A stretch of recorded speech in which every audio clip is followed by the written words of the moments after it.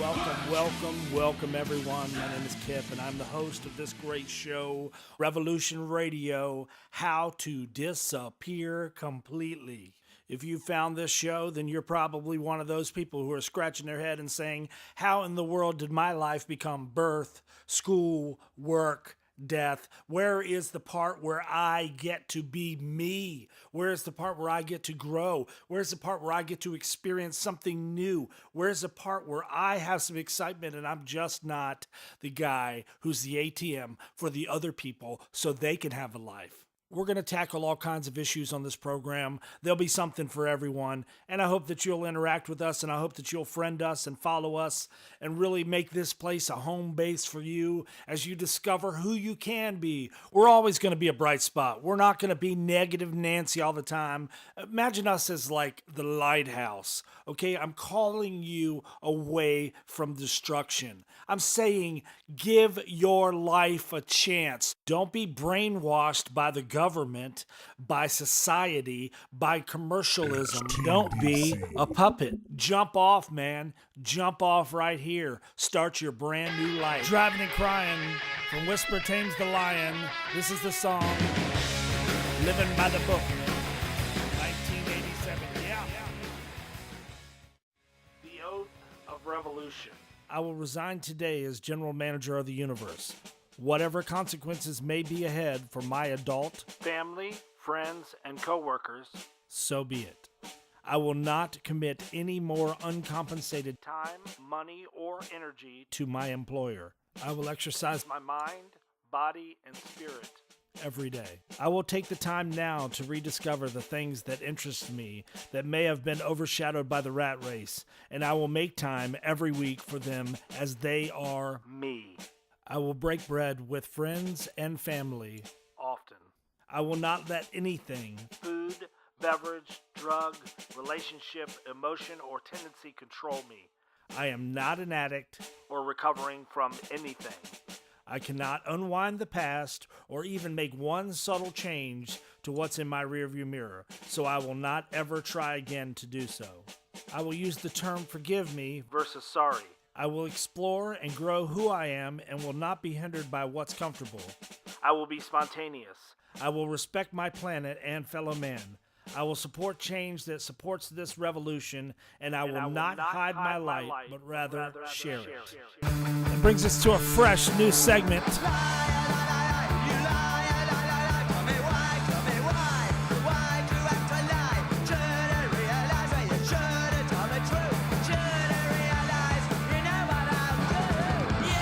Where we expose the most absurd liar of the week.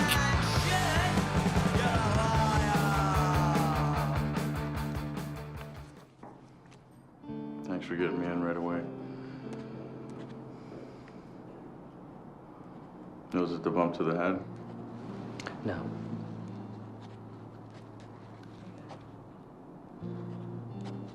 Could be, but I think we need to get you to a neurologist. Neurologist? The brain expert. I know what a neurologist is. Fine, I just thought from the way you asked. I thought you said urologist.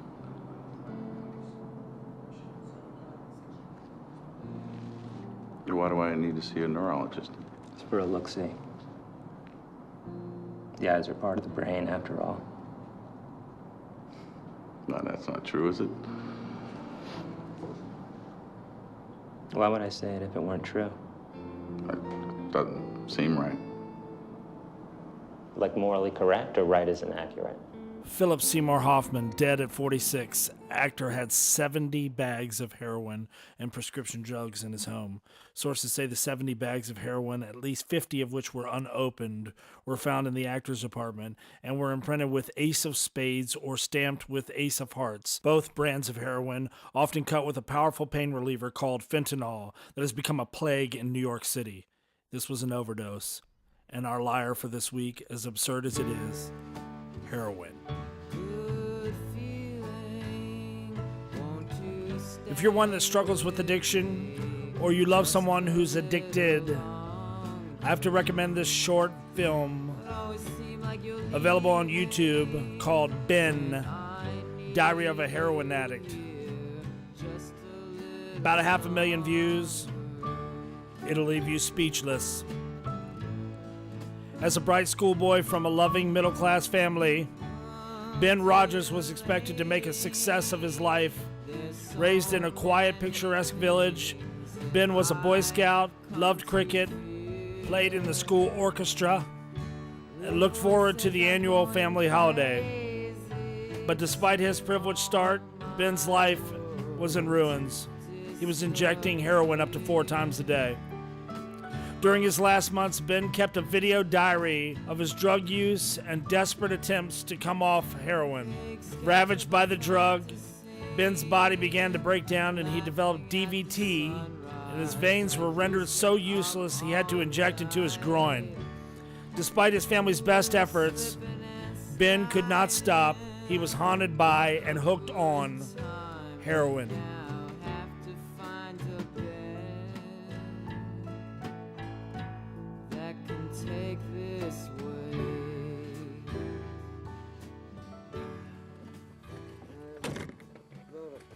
I wasn't aware of people coming to the house, but I knew that Dad would sometimes drive Ben to the dealers and park round the corner. Can you give me one of them back and then go straight across the road? One of them lighters back. Yeah. Yeah. I just can't believe that Dad, who is such a decent, hard-working man of great faith, would be put in this position, that he would have to go and seek drugs out for his youngest child. What we did was wrong. What we did was illegal. We were party to helping him, and providing him with money was helping him. It is hard when you see all your money going up in whatever. Caused a lot of heartache and a lot of worry. And I've lost my fucking can of cider. Where the f*** I put it? Looked everywhere and I can't find it.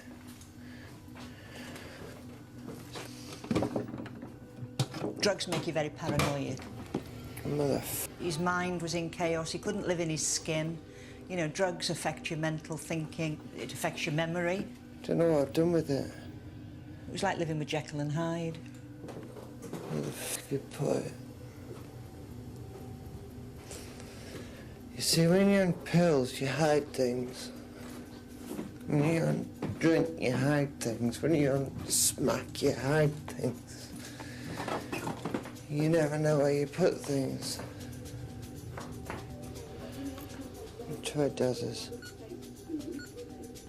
Daz, did I leave a can of cider around there? Did I leave a can of cider around there? No. Oh, alright, mate. Oh, bollocks. No, I had it. Just lose everything, including life. Oh, come on!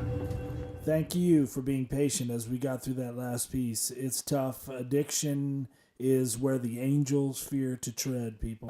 Once you cross that line and you touch a drug as hard as heroin, turning back is as close to impossible as we come.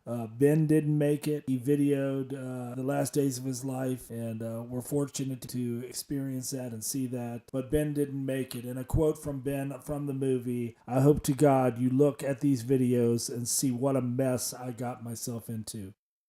Again, thank you for finding Revolution Radio, How to Disappear Completely. This show is for you, and if you want to make it more personal, I'm going to give you some ways to interact with us right now. But first, Guadalcanal Diary from the album Jamboree. This is Dead Eyes, 1986. Well, we're just over 12 minutes deep now of our first episode of Revolution Radio, How to Disappear Completely, broadcasting right now from the Great Dismal Swamp. HTDC. My name is Kip. I'm so glad that you picked up on this and that you're going to be a part and a participant. I'm not the smartest guy in the world, but I do have enough tech savvy to get this down on ones and zeros and get it out there for you to consume. I don't want to do this alone, and I know you don't either. It's all about peace.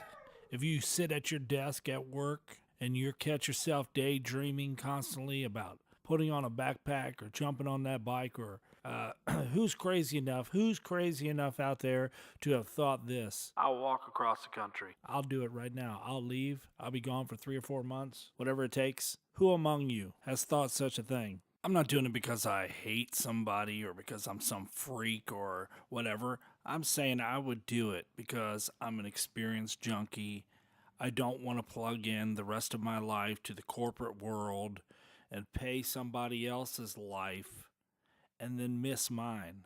I just want to unplug.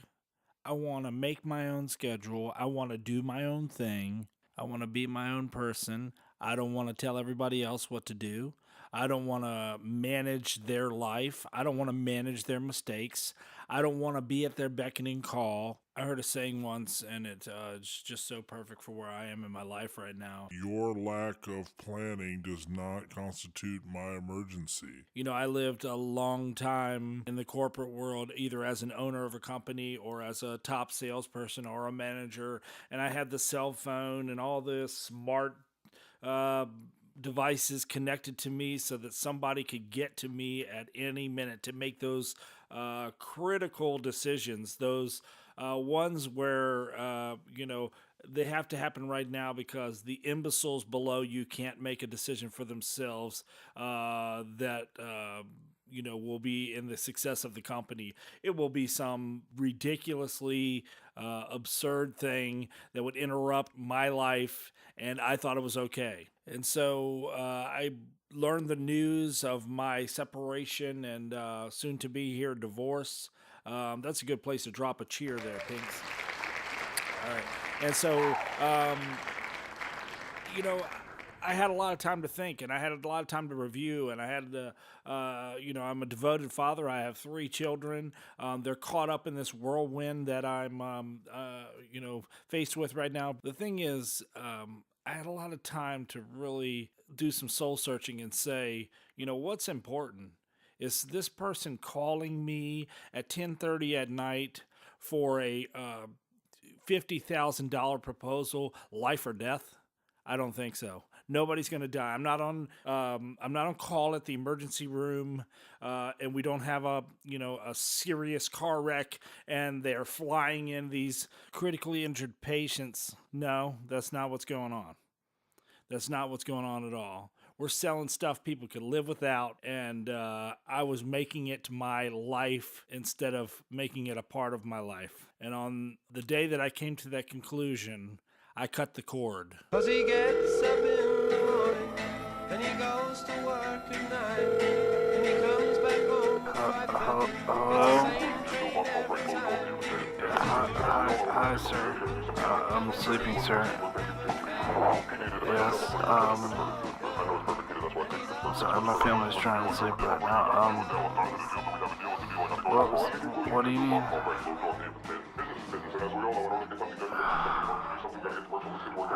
Okay, sir.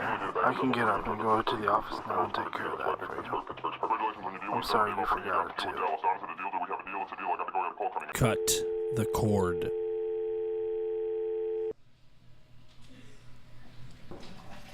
The following rant was recorded from the throne at Hardee's. Okay, how many people are facing those ridiculous cellular phone bills on a monthly basis?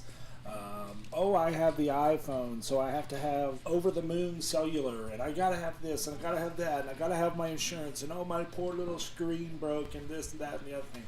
Listen, I'm gonna tell you what I did recently. I'm learning to live on nothing. If I had my perfect world delivered, this is what it would be. It would be little to no income. I don't want to live anymore in the bondage of bills. So I'm starting at the grassroots. How important is it that someone reach me? How important is it that I get the information that someone's trying to send me via email, text message, multimedia message? How important is it that I stay connected all the time? Am I able to go walk the dog and miss a text message, or leave the house for a moment and miss a phone call? I mean, what in the world did they do in 1970? they had a little more patience. This gimme, gimme, gimme, me world where I want access to you all the time. I want to tell you everything. I want to send you a Snapchat of me in the bathroom at Hardee's because you need to know right now what I'm doing. Look, they're out of toilet paper. Look, I don't want to be that connected. I don't want to be that connected. So I took myself off the grid. I mean, it's that simple. I'm a tech guy. I have the gadgets. I use them to make my life better. I use them to enrich my life, but I do not enslave myself to their beckoning call. I do not grant access to the entire world to me. Why should I offer every Tom, Dick, and Harry that wants to say something to me right now access? Listen, Google offers this service. It's called Google Voice. And people use it for various ways. There's a way to set yourself up so that you have the ability to forward phone calls to your home phone and that sort of thing. And let me tell you how I use it. I was an early adopter, and I just got off the grid with the cell phone companies, canceled my service with them completely, and I signed up for Google Voice, and it's pretty simple. Basically, I went online, I set up my account. Actually, I expanded my account to include Google Voice. If you have a Gmail account, you already have an account, you're well on your way. And boom, answer a few questions, and it's hot. I mean, I have a 949 area code phone number, which is agnostic to my life, and I love that. And Verizon and Sprint and AT&T are not players in my life anymore. They don't send me a bill anymore. They don't force me into contracts and give me some crazy bill with 14,000 different fees, taxes, and overages that I can't clarify and they can't clarify. And it's all crap. It's all crap. It's all stuff that we've been forced to swallow, and I'm over it. I'm over it. I want to use my energy elsewhere. So anyway, I signed up for this service. Got the 949 phone number, and I basically slowly but surely trickled that number out to the people who are involved in my life that I want to be able to communicate with me. And it's kind of like a sort of, I guess I did give a little bit of a caveat that, hey, I may not respond very quickly, and that was like maybe to family. Otherwise, I didn't say anything to friends, colleagues, other things, because you know why? They can send me a text message, they can call me, they can leave a message, they can send now with the update. They just had an update to the software on January 13th here of 2014. They're at version 2.2 now, and you can receive multimedia messages and the whole deal. And it looks completely normal and simple to the user on the other end that's communicating with you, yet you do not pay a single penny for it. Okay, let me say that again so you're clear. You do not pay a single penny for this service. Does it work when you're in the middle of Idaho and you don't have Wi-Fi? No. If you break down on a long country road and you don't have Wi-Fi connectivity, does it work? No. Do your legs work? Most of us, yes. Some of us, maybe we have to get creative. But there are people, there are things, there are ways for you to get help. I'm not going to buy into the lifestyle that requires me to take a cell phone and strap it to my side and allow someone to follow me, track me. For God's sake, I used to have a family account with my 3 children and my wife, and guess what? I figured out all about her affair from Find My Phone or Find My iPhone. Okay, wow, you log right on and boom, there's her phone. Oh, why is her phone there at 3:30 in the morning? The reality is you can't be tracked, you can't be traced, you can't be followed. Your information is completely auditable. I don't want all that. I just want a simple place for someone to send a text message, for someone to leave a voicemail, to send an email, It's consolidated. This service allows all of those things to go to your Gmail account. Okay. There's also an app on your phone. I do have an iPhone. I had an iPhone as a result of my previous contract. And so now that phone is a Wi-Fi device. It's a smart device. It does not have any cellular connectivity. But when I get into Wi-Fi, I get every text message, I get every voicemail, and I respond on my time, not your time. Isn't that a fantastic way to live? Can I call 911? I don't know. I haven't tried, but I doubt it. Do I fear for my life that I'm not going to be able to call 911? No, because I'm not going to live like that. I'm not going to live like that. That's not reality. It's crazy. I don't want these big corporate businesses and this big government and these social standards crammed down my throat at a cost of $100 or $200 a month. It's foolish. It's ignorant, and it's wasteful. And for God's sake, put the money and the energy somewhere else. So I want you to check out Google Voice. And see how it can apply to you. I know they have an app for their service specifically, and then this Mo or MO Plus. That's the app that I've found that I like the most. It's packed with features. Their own description from the iTunes Store. It's also available on the Play Store. Is free calls and text to any phone numbers in U.S. or Canada, free calls and text to any other MO Plus users worldwide, high-quality voice calls. Hey, listen, I make phone calls from this telephone and Wi-Fi, and there's like a latency that's like, a hair, okay? So I say yes, and then it takes like, a split second. They say yes back. The smallest sacrifice in the world for the amount of money that I'm saving. You're talking about, a minimum probably $1,200 to $1,500 a year that I'm saving for that small little delay. Hey, listen, you don't want the delay? Send me a text message. We can make that simple. They also have this cool feature now where I can send you a voice text.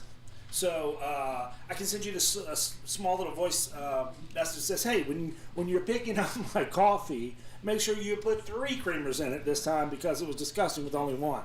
No.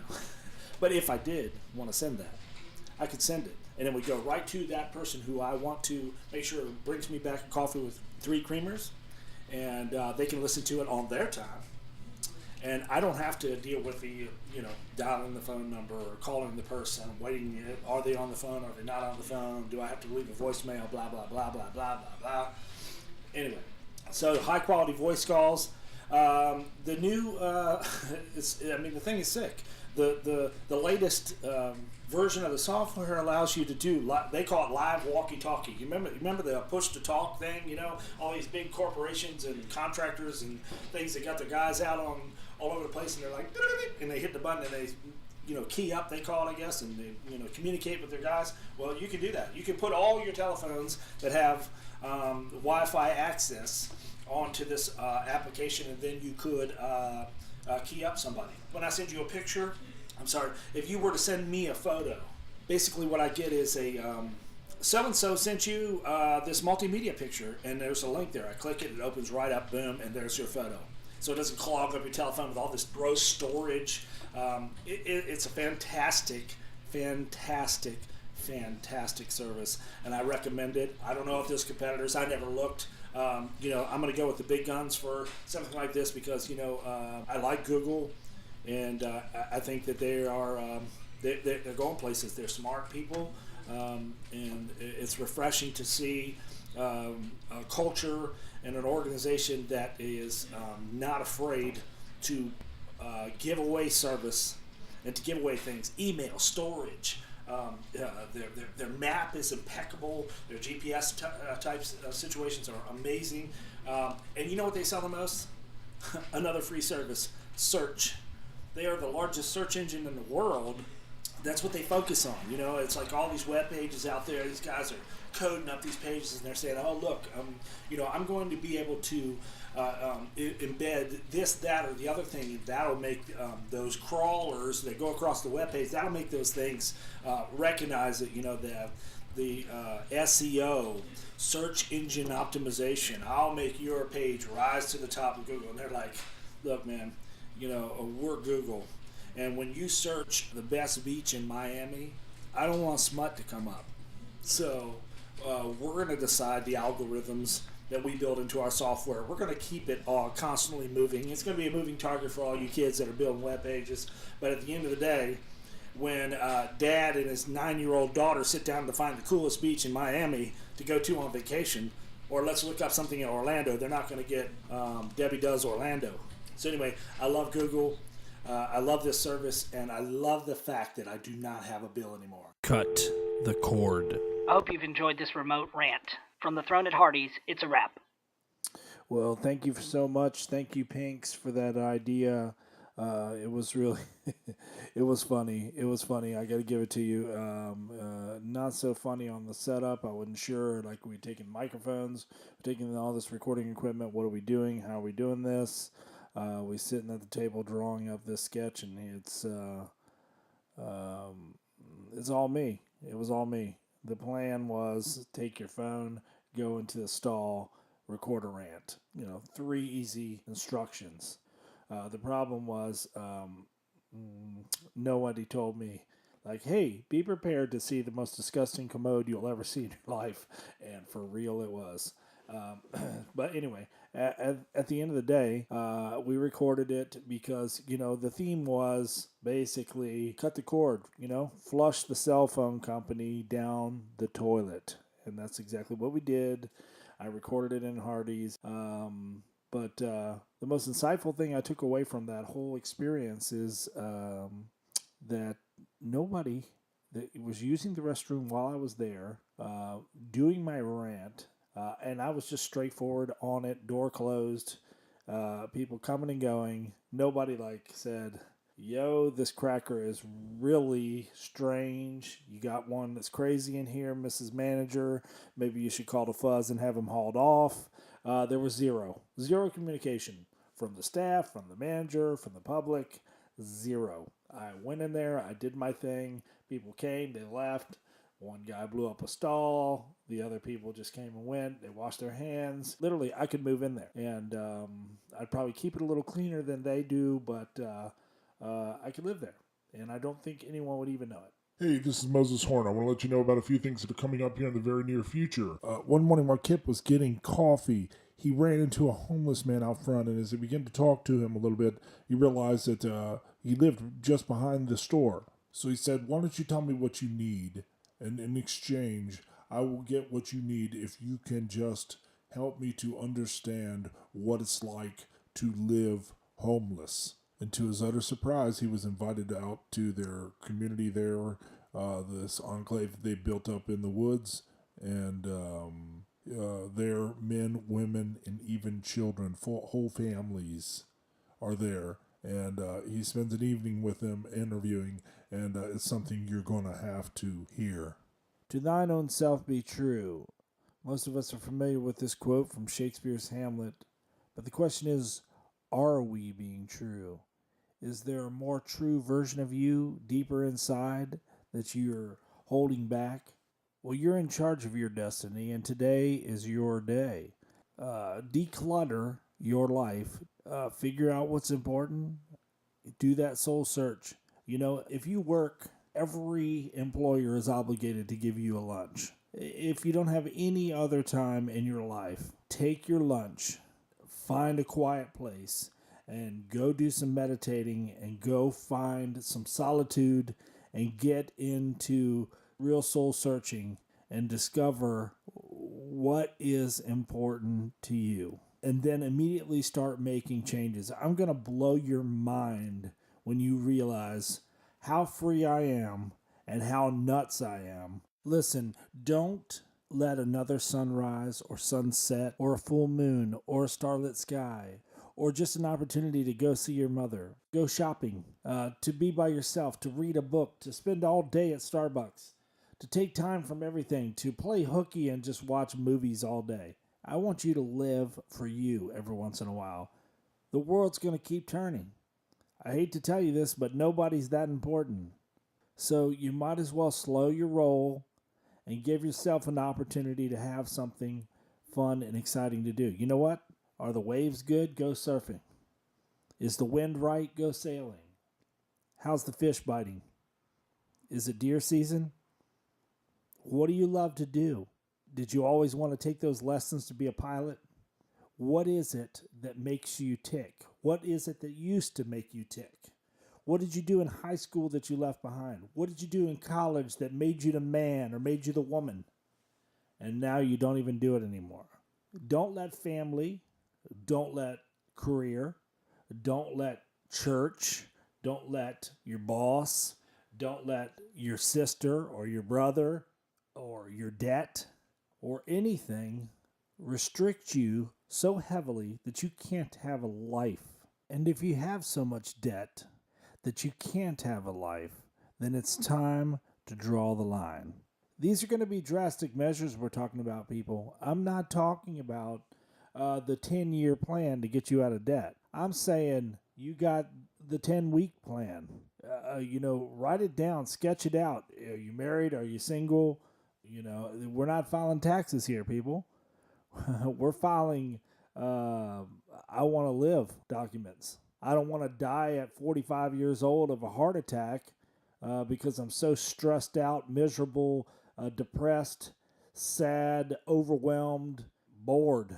I mean, that's a scary word, bored. You wake up in this beautiful world that we live in, and you're bored. Why are you bored? You're not bored. You're complacent. You're lethargic. You're slammed against a wall with stress and obligation, and it completely robs you of all your motivation. HTDC. Revolution Radio, right here, right now. We're heading around the corner, heading home to wrap up episode 1 of How to Disappear Completely, Revolution Radio HTDC. I am your host, Kip. I have wanderlust. I'm a trekker, super tramp. I'm a traveler. I want to see it from the air. I want to see it from the ground. I want to see it from a bike. I want to see it from a hike. And I'm ready to see it now. Let's do this. Let's get out, people. Let's make a difference in our day today. Don't wait till tomorrow. Don't put it off till tomorrow. Make a difference today. Whoa!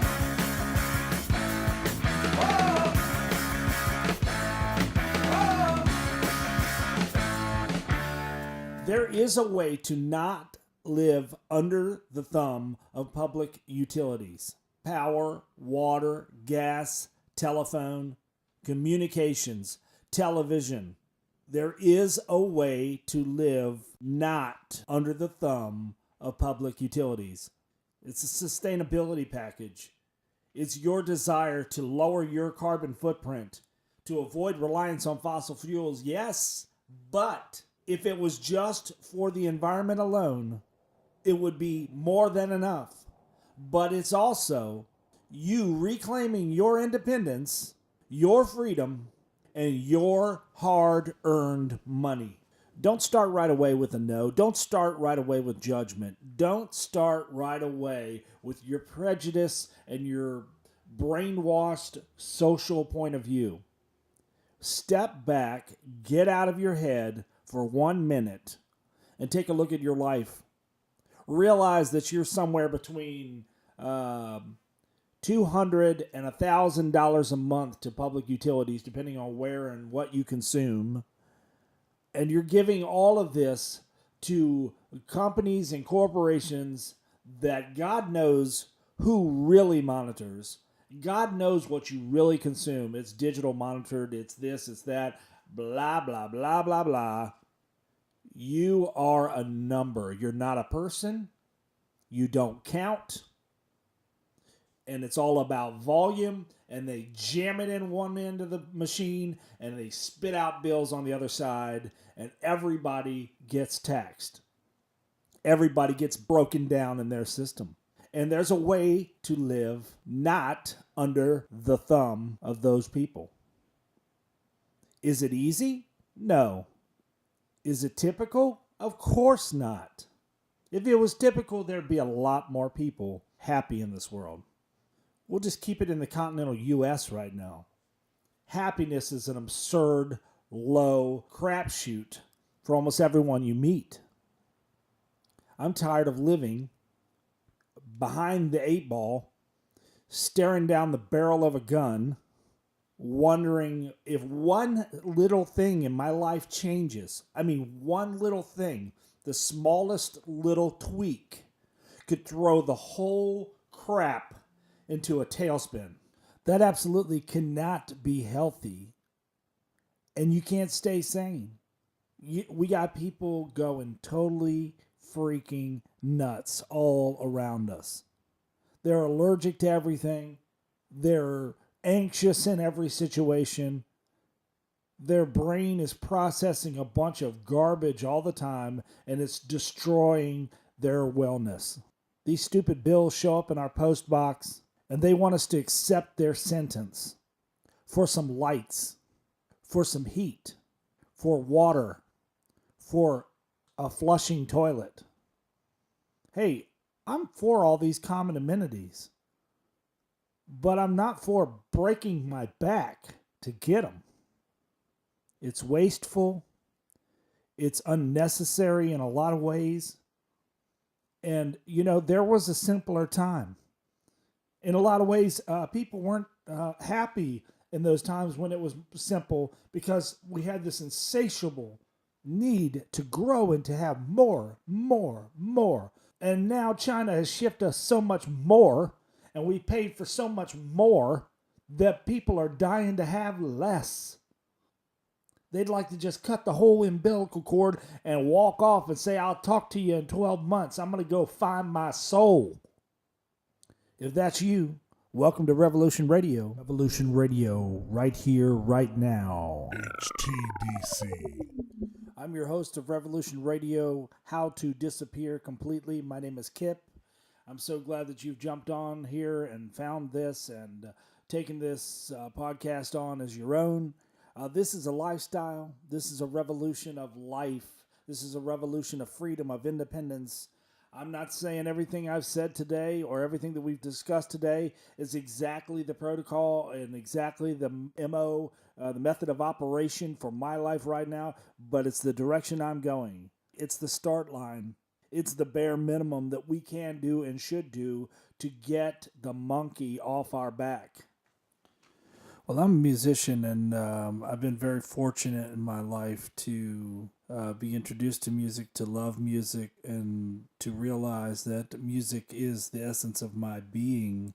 The right song, the right band, the right time is simply magical and irreplaceable. Another fortunate thing about music is that I've been able to commingle with some of the most exceptional musicians out there, either from a production side or playing together.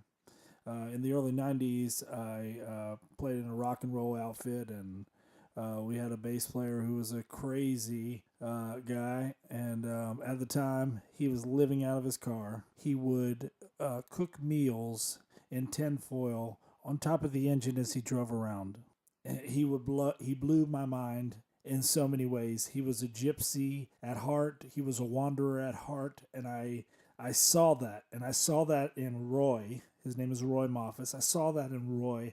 And I thought, man, that is such a beautiful, beautiful way to look at life. Just so free and so untethered. You know, in some ways, he needed things that I had on a regular basis, and I didn't even get that he needed them, but I needed that freedom, and umpteen years later, I'm trying to regain and pick up ground where this pioneer was already doing it.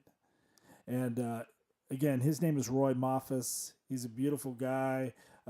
Just a sweet, sweet spirit. The thing about musicians is that they innovate, that they create. From the first bar to the last note, they create something. So innovation and creation is musician. And it doesn't stop at a musical note or a drum beat. For a musician, it's creation. And very few musicians stay with the topic of music alone. They eventually, that creation spills out into other places in their life. As Roy moved along in life, he later settled down, has a family, and he was in New Orleans. He was in New Orleans during Katrina, and he has an exceptional story about his involvement with New Orleans and Katrina and living there during the probably the most emergency state we've ever had. And he stumbles on this concept for his business.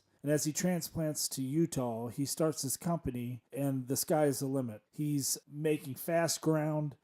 He's turning a lot of heads. He's making a lot of noise. People are checking out this guy and saying, wow, he's doing something creative. And it's all about sustainability. It's all about repurposing. The TED Talks program, many of you are familiar with. He was a guest speaker, and it's an exceptional day for him. He has grown from the bass player in my band to this beam of light in the industry that is sustainability. What's so interesting is I knew him all these years ago, and he was living that life then, before it was a buzzword, before it was trendy, before it was political.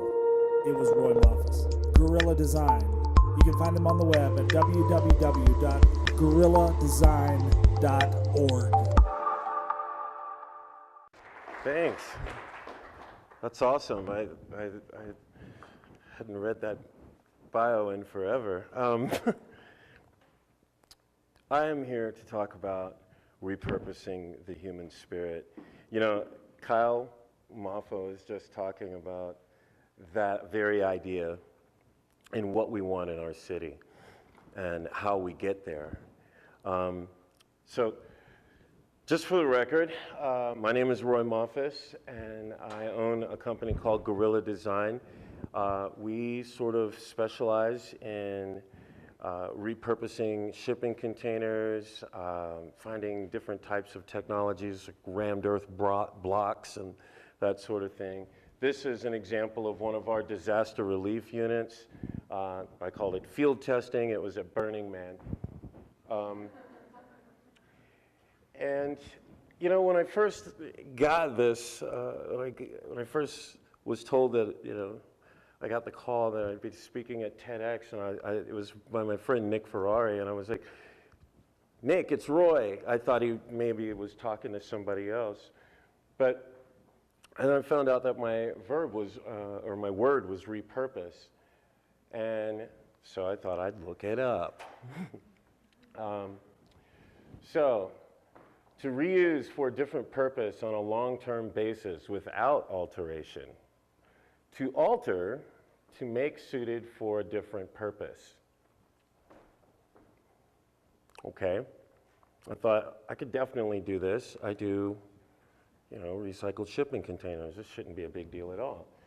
But then I started to really think about sustainability. Like, what is it in particular? Like, what is sustainability? Is sustainability solar panels? Is it LEED certifications? Is it managed forest? Is it recycling? It's all of those things, I guess, right? Whoops, there we go. But I kept looking around, and I started to see sustainability different, and it's really much more complex. Like, when we say that one material or another is sustainable, like, styrofoam is really, really bad in a landfill, right? It lasts like thousands of years, but it's really kind of good as a building material because you'd like it to last 1,000 years. And you're just sort of thinking about, like, okay, are we throwing this away over here when we can be using it here? And I just kept thinking about that and kept thinking about that. I have the honor to work with great, great people. Ever since I arrived here after Hurricane Katrina, I have been so blessed. One of the guys I work with is a fellow named John Dow. He is the star of this movie, and John is a survivor of a horrible genocide in Sudan. And John, He's new to Western civilization, so I can always count on just a completely different perspective from John. And I started thinking about, like, what about all these other ideas that are in sustainability, like taking water bottles and turning them into fleece jackets.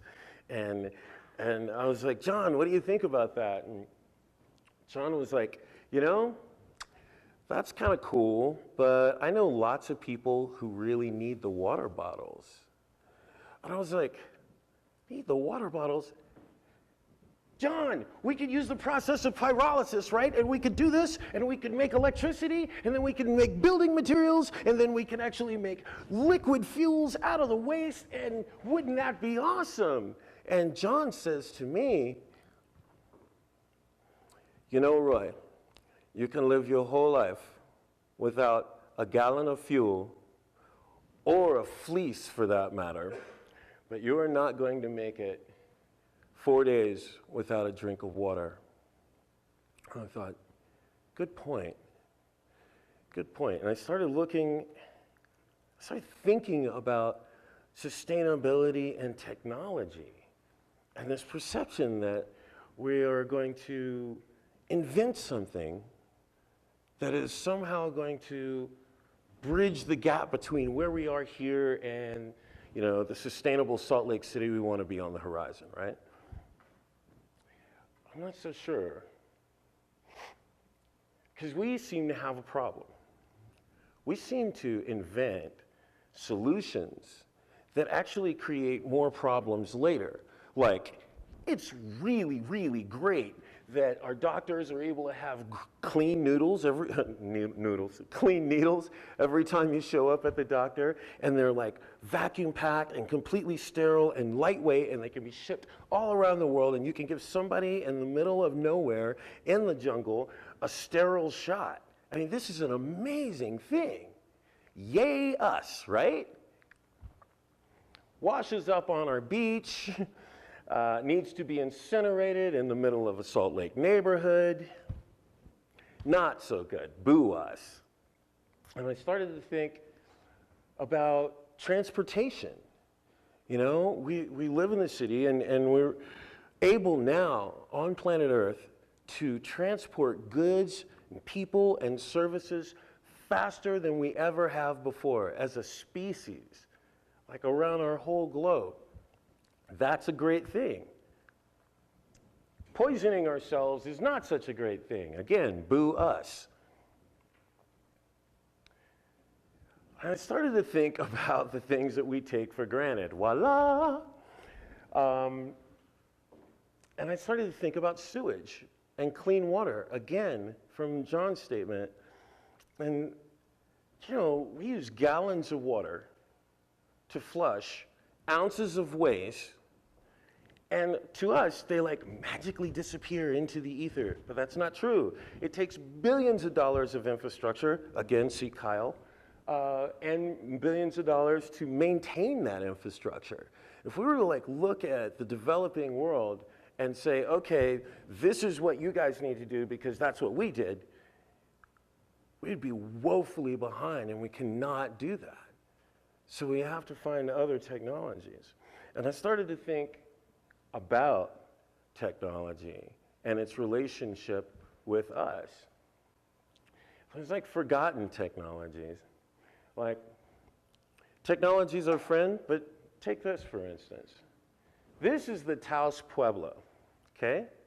This is the oldest continually inhabited structure in North America. It was built using mud and straw and sticks. No architecture degrees, no solar panels. I went there, and it was one of those, it was in the dead of winter. I mean, it's like snowing sideways. And I'm like, and it's also in the desert, so it's like being sandblasted and flash frozen all at the same time. And I like get inside, and I'm like, wow, this is really nice. It's really nice in here. Mud walls, but they're 2 feet thick. That's a lot of heat mass. And the fireplace was actually not on the external wall where we like to put them, but actually on an internal wall. And it was like actually heating the whole space around it and the other rooms. And there was a little tiny fire in it. It wasn't burning like log after log after log. There was a little tiny fire in it. I thought, wow, that's worth noting. This is another old technology, ammonia, the ammonia cooling process.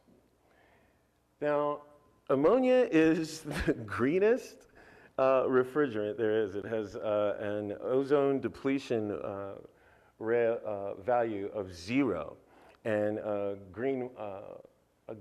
global warming rating of 0 as well. And no other refrigerant can boast this. Ammonia was actually the refrigerant of choice before Freon. It was actually invented, or discovered, whichever way you want to see it, by Carl von Linde in 1876. 1876. This is like some new revolutionary green technology. No, you know. It is also the refrigerant and coolant of choice of NASA and has been for the past like 4 decades. Who knew, right? You know what this is? This is thorium. Thorium is found in about 78% of the Earth's crust, just general mud all around the planet, okay? Thorium holds the promise for clean, I'm going to say this word, nuclear energy, right? You know why? Because thorium actually burns 95% of its fuel, as opposed to the reactors that we now have that only use 5% of their fuel. Here's the thing. Thorium, in a thorium reactor, you do get weapons-grade uranium-233, but it's only available between 400 degrees Celsius and 500 degrees Celsius, which means if you want to steal it to go make a bomb, you need to come up with a briefcase that can keep it at that temperature. And that ain't going to work so well, right? So it's not so easy to steal. And the whole reactor will shut down at the same time. This is not new. This is not new. We've known about thorium since 1828. In fact, the United States government actually ran a thorium reactor from 1965 to 1969 for 15,000 hours without incident. The project was later discarded in 1973 because none of its byproducts could be used to make weapons. I started to think about technology, and I started to think about sustainability again. And I thought, what in the world has been holding us up? I brought this. You know what this is? Can, right? Technologically speaking, we have been able to end world hunger since we invented this. So possibly the technology is not the solution. And I have no idea what a world would look like how our economies would survive. I have no idea what that would look like. If everyone had clean water and food and power, how would this work? Don't look at me because I have no idea. As long as I've been alive on the planet Earth, mankind has suffered from war and famine and poverty. But you know what? I have the feeling like not knowing is okay. It's totally okay. You know why? Because we are curious creatures. We can't help it. we have opposable thumbs and arms and legs, and to run ourselves all the way to the horizon. And when we get there, you know what else is going to happen? We're going to stop, we're going to look around, and we're going to go, wow, where's the next horizon? That's just who we are. So, as opposed to being depressed about it, I'm actually rather hopeful about it. I don't know what that world looks like, but I can tell you what we're doing at Guerrilla Design. What we do is we try to focus on net zero buildings. And we try to do that by looking at the waste stream of whatever locale that we are in. So we are constantly working with our global partners and developing nations to find out what they have on the ground. You know what? Better yet, what's in your garbage can that I can use, right? This is our disaster relief unit. It's packed with technology, you know, a kilowatt of solar on top, refrigeration, microwave convection oven so you can bake, broil, and microwave all in the same unit, an induction cooktop, water filtration down to 0.2 microns, okay? After it goes through that process, it's then treated with ultraviolet light so it can kill off any other bacteria. It's got batteries and a flexible solar panel, and all of this fits into a repurposed ammunition can that we got from right down the road. And as it turns out, they're everywhere, sadly. But yeah, so we do that, we do schools, we do homes. I have been so blessed to be working with some of the best people. I think they're the best people in the world. It makes me, I'm unafraid to go into any room because I've got these guys with me. But I think that the next great renewable energy source is us. So we're like the curse and the solution here, all right? I think that the next big thing in renewable energy is human beings. You know, take for instance Julia Ward Howe. Julia Ward Howe, she writes the Battle Hymn of the Republic, right? A good, nice, stiff marching tune for boys to go off and die to. Inspire soldiers. Just a few years after that, after witnessing the tragedy of the Civil War and losing fathers and sons, husbands, she recognizes that she has more in common with her previous enemy than she has differences. And she creates Mother's Day for Peace. That's where Mother's Day really comes from. Mother's Day was created as peace activism. We've forgotten that hallmark moment, but that's what it was originally created for. This is one of the people that John Dow has worked with in South Sudan. Not only did he come here, but he went back. And this guy is a leper who was blind, who can now see. And he hardly notices his leprosy anymore. He's really happy. So we can come back to this, and we can start to realize that all of these ideas for repurposing things and repurposing the human spirit, if we can really tap into that, we can start to do things like make building materials that actually capture carbon from the air. We can do things like use composting toilets to simultaneously provide better food and nutrients to the ground, food for human beings, and at the same time combat, what do you call that? Runoff. I started to think that in actuality, I get that it's really hard sometimes to look around the world and see that it's a good place to be. It's tough when you look at the news and things like that. But you know what? What if we could see something else? If we could see, I see a new opportunity in every pile of trash. I see a world where we are no longer having a big conversation about the demise of the human race. On the contrary, I say this is not our final hour, but this is an opportunity for our finest hour. Thank you very much. Welcome to Salt Lake City 2.0. Yeah.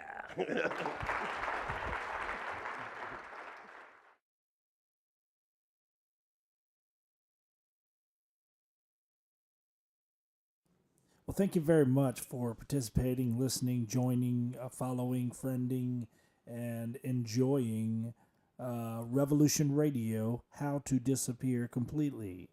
The show is created and released every Saturday. I hope you'll mark your calendars, get up early, and get that download and put it in your ears so that when you go to the gym or you go on that hike or you're walking the dog or you're doing the yard, Revolution Radio, How to Disappear Completely is preaching in your ears. I'm putting in the time and I'm making sure that this show is informative and special and interactive and yours. This show is not mine, this show is ours. I want to thank so much of those who helped contribute to creating this program. Pink Monkey on the Wheels of Steel, thank you so much. Moses Horn, you're such a creative person and you really get out there and put together some very interesting remotes for me. Pinks, you were involved in that Hardee's one. I got to tell you, that was funny. And last but not least, Lil Bobby. Lil Bobby is a 9-year-old friend of mine. He's never seen a stranger, and every single time he sees a microphone, he's got to say something in it. And so I decided I'm going to end every program lighthearted and fun. So catch a little giggle from a 9-year-old. Here's his perspective on our way out. Episode 1 over and out. We'll see you next week. Hey, everybody. My name is Bobby. This is how I see it. Step number 1. If you're gonna text while driving with me in the car, give me the wheel. We'll be safer, man.